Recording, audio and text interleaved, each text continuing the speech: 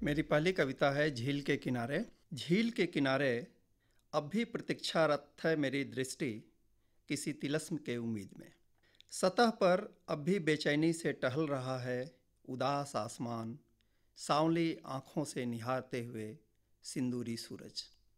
यद्यपि बुदबुदा रही हैं हवाएं कि सामने कल ही ढक दिया था अंधेरों से बादलों पर लिखा तुम्हारा नाम।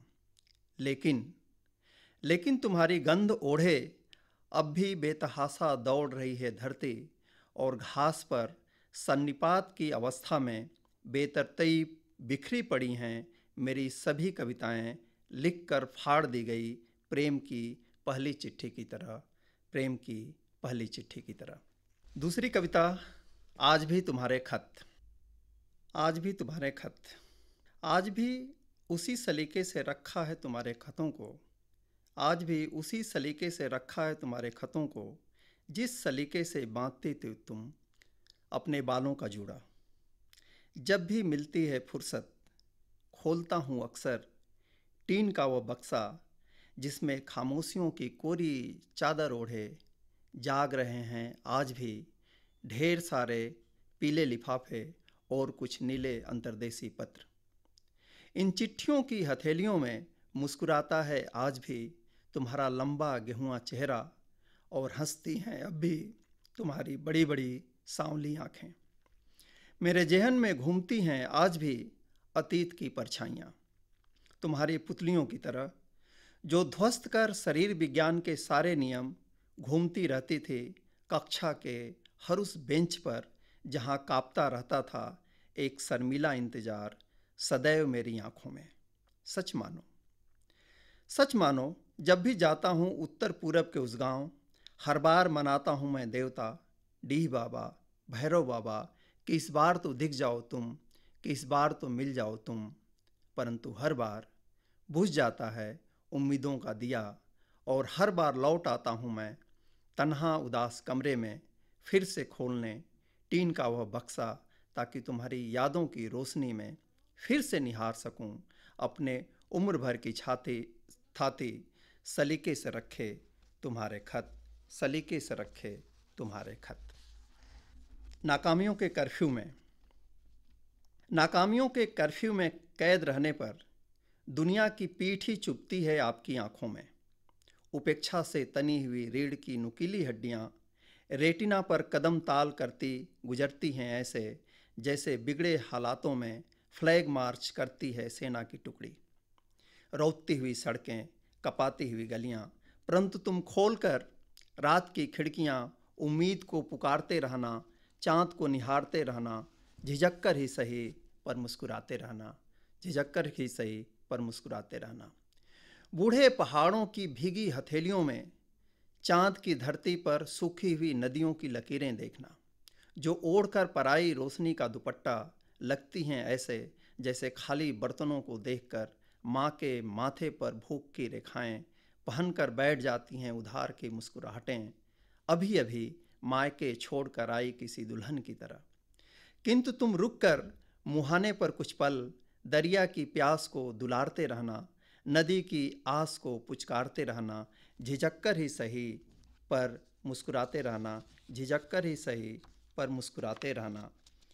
चुनते रहना रेत के बदन से चिपकी नन्ही नन्ही सीपियाँ, ज्वार के गर्भ से निकालकर फेंक दिया है जिनको ऐसे जैसे फेंक आते हैं हम मर जाने के लिए झाड़ियों के पीछे शर्म के चिथड़े में लपेटकर जन्मी अजन्मी बेटियां, या छोड़ आते हैं चुपके से किसी ठंडी चट्टान पर जल जाने के लिए मरे हुए प्रेम का जिंदा उत्पाद। लेकिन तुम छोड़कर वर्जनाओं की टेढ़ी मेढ़ी पगडंडियां, सीपियों को भाटे में बहाते रहना, हरी नाल को चींटियों से बचाते रहना, झिझक कर ही सही पर मुस्कुराते रहना, झिझक कर ही सही पर मुस्कुराते रहना। कभी कभी उस दालान की तरफ भी जाना जिनकी सीढ़ियों पर बैठकर हंसती थी कभी किसी के पाँव की छागल, जिसके खंभों से सटकर बुनता था कोई ऊन से गुलाबी सपने, जिसके तिलस्म में उलझकर घूमता रहता था सारा गांव ऐसे जैसे दूब में दबे टूटे दांत के चतुर्दिक फेरी लगाते हैं बच्चे। तोड़कर सारी झिझक, छोड़कर सारी हिचक और उतार कर तुम अपने सयानेपन की नकाब, उन सीढ़ियों को एहसास से सहलाते रहना। तुम भी प्रेम में थे, खुद को बताते रहना।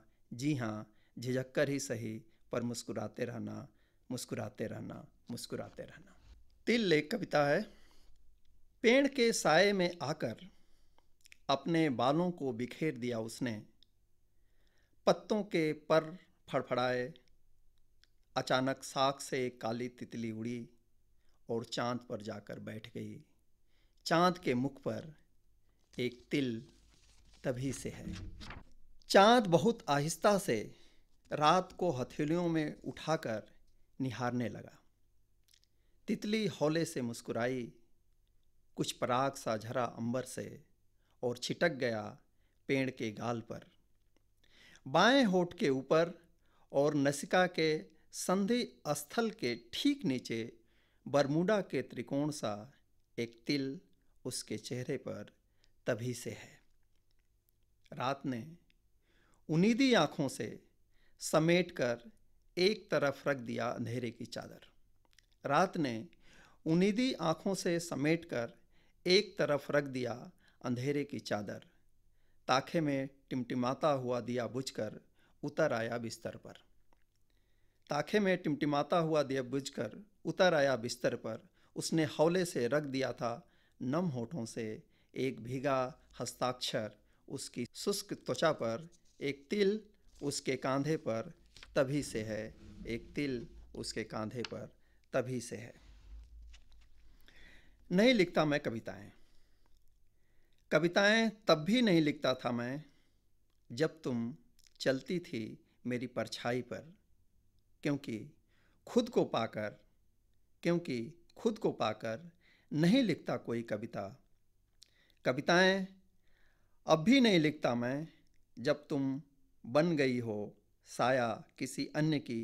क्योंकि खुद को खोकर नहीं लिख पाता कोई कविता, खुद को खोकर नहीं लिख पाता कोई कविता। अक्सर देखता हूँ उसकी बड़ी बड़ी आँखों में स्नेह के छोटे छोटे द्वीप। अक्सर चाहता हूँ मैं तोड़ देना सृष्टि के सारे तटबंध, कि कर सकूँ उसके तबस्सुम के नाम जिंदगी का अनुबंध। मरने से पहले जी सकूँ उम्र। लेकिन अचानक छिप जाती है वह प्रतिबंधित दरख्तों के दुर्ग में।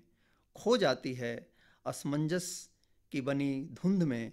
और मैं अपना रास्ता खो चुके किसी अप्रवासी परिंदे की तरह दौड़ता रहता हूँ बस्ती तर बस्ती, जंगल दर जंगल, उस द्वीप की खोज में।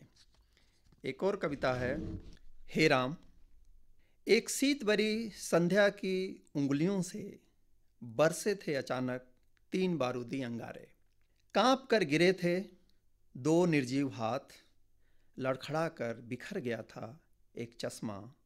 और दूर कोने में खड़ी लाठी ने सहम कर मूंद ली थी आंखें। हे राम। एक अधनंगे फकीर की जर्जर पसलियों में राख होकर मर गए थे कितने सूरज उस एक शाम में। मर गए थे कितने सूरज उस एक शाम में।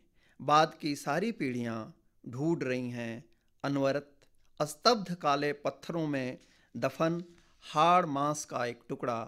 राजघाट के जंगल में ऐसे जैसे बाढ़ के उतरने के बाद पीछे किसी गड्ढे में डूब गई नदी को उम्र भर ढूंढती फिरती हैं बची हुई लहरें। उम्र भर ढूंढती फिरती हैं बची हुई लहरें। मेरे हिस्से में अगली कविता। मेरे हिस्से में यादों की एक मुट्ठी धूप खिली थी। मैंने उसे रात के दामन पर उड़ेल दिया। उसका सांवला चेहरा खुशियों से चमकने लगा कि अचानक सारा आकाश भर गया धवल मुस्कुराहटों से। और मैं मेज पर रखे दिए के पीले प्रकाश में निहारता रहा, न जाने कब तक नीली काली स्याही से अतीत के किसी सम्मोहित पल में मेरी कॉपी के आखिरी पृष्ठ पर खींची गई आड़ी तिरछी रेखाएं, मेरी कॉपी के आखिरी पृष्ठ पर खींची गई आड़ी तिरछी रेखाएं।